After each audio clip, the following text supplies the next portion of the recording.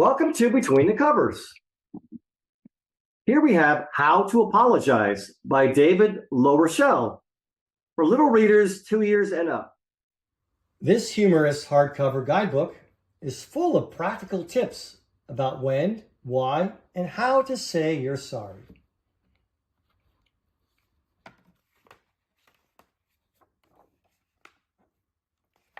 Everyone makes mistakes.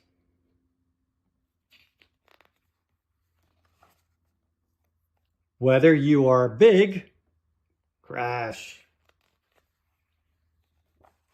or small, and when you've made a mistake that has hurt someone or something, the right thing to do is apologize.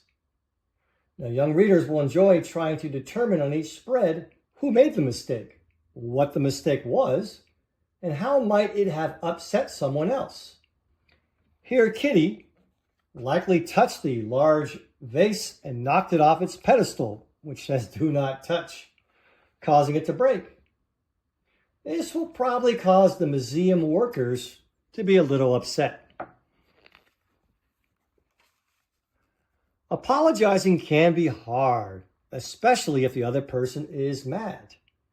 Here we see some lemurs playing pin the tail on the donkey, right on top of the rhino, and getting pricked with these little tacks probably upsets rhinoceros a little bit.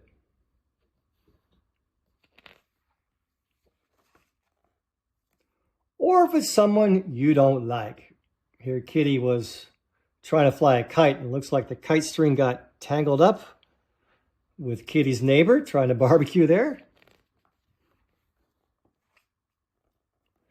But it's important to apologize anyway, even if that person owes you an apology too.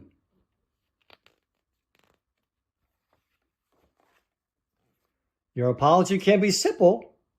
Tell the other person you're sorry for what you did. I'm sorry I borrowed your socks without permission.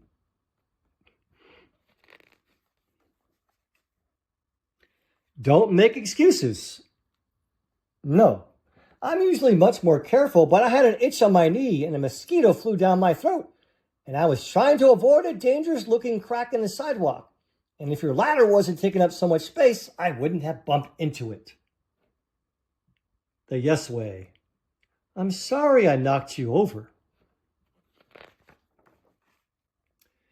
And be sincere.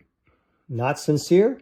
Mom told me I had to apologize for putting your doll in the fishbowl, or I can't go outside and play baseball. So I'm sorry. Not sincere. Ha ha! I'm sorry I accidentally squirted you with the garden hose when you were weeding the flower bed. Hee. But you have to admit you look hilarious. Ha ha! Not sincere.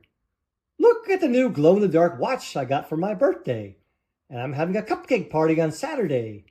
And I'm sorry I sat on your violin. And guess who's going to be the star of the dance recital next week? Me! The sincere way. I'm sorry I popped your balloon. I really am. You can also apologize with a note. Dear Sloth, I'm sorry I stepped on your toes. I should not have been running so fast. Snail. Pretty funny. Even if the mistake happened a long time ago, do you remember back in 1987 when I called you Pokey Pants? Yes. It's never too late to apologize. I'm sorry. Thank you. If possible, try to fix the mistake. But sometimes you can't. In that case, you can still say you're sorry. Then take steps to avoid making the same mistake again. We're very, very sorry.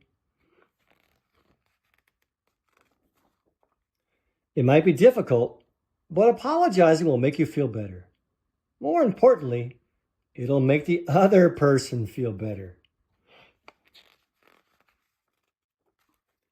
And that's why we apologize.